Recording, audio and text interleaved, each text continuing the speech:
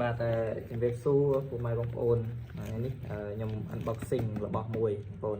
អានេះគេហៅ pointer បាទ pointer នេះបើយើងនិយាយទៅគេហៅថាឧបករណ៍រាវរលោហៈលោហៈធាតុផ្សេងៗទៅវាកប់នៅក្នុងដីណាបងប្អូនហើយនេះខ្ញុំកំងមកពីក្រៅដែរបងប្អូនមិននៅស្រុកខ្មែរទេត្រឹមមកដល់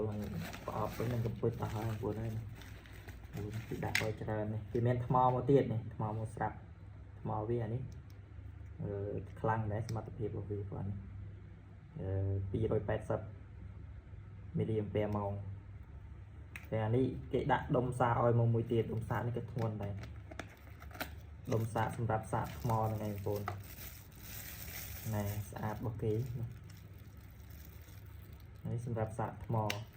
ហើយអានេះគឺឧបករណ៍ pointer ហ្នឹងឯងបងប្អូននៅក្នុងនេះយើងមានអីខ្លះវាមានសភៅណែនាំដែលគេមានឧបករណ៍ pointer មួយ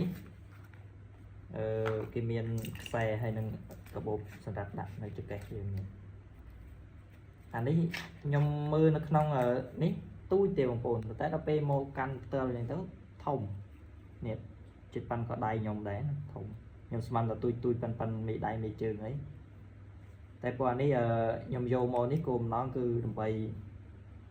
បាទយកទៅរាវ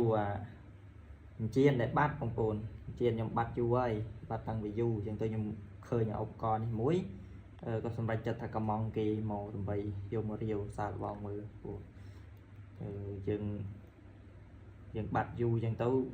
មករាវរវិញថាខ្លាចឃើញណាបងប្អូនប៉ុន្តែបើសិនជាយើងឃើញក៏យកទៅបងប្អូនថាមិនឃើញទេក៏យើងទុកអារបស់នេះប្រើប្រាស់ផ្សេងទៅបងប្អូនអានេះខ្ញុំចង់សាកល្បងដែរបងប្អូនចង់សាកមើល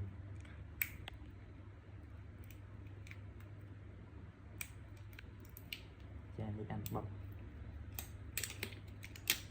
នេះដាក់ថ្មចូលណាទូចធំមកនេះដាក់ខាងនេះប៉ុណ្ណេះទៅវាមានទូចមានធំខាងក្នុងមានទូចមានធំខ្ញុំដាក់អានេះចូលជាឲ្យមានក្របគេនេះអានេះ waterproof បើធម្មតាហ្នឹងតម្លៃវាតាប្រហែលទេបងប្អូនថោកទេតែអានេះវាតម្លៃវារៀងថ្លៃចាអានេះ waterproof ជាងអាចរាវនៅក្នុងទឹកបានអូ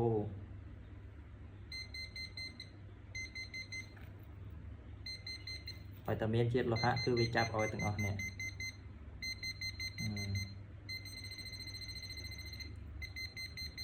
អូខេចឹងឧបករណ៍នេះអាចប្រើប្រាស់បានបងប្អូនស្អាតហើយធំចឹងយើងអាចយកទៅប្រើបានអានេះអាចជាមួយនៅក្នុងទឹកក៏បានយើងរាវនៅលើគោកក៏បានបើម្យ៉ាងទៀតថោកហ្នឹងគឺយើងរាវតែលើគោកទេយើងអាចមុជនៅក្នុងទឹកបានទេចឹងឈ្មោះរបស់វានេះឈ្មោះរបស់វាអានេះបាទចឹងវីដេអូរបស់ខ្ញុំមានតែប៉ុណ្្នឹងទេបងប្អូនបាទសូមអរគុណ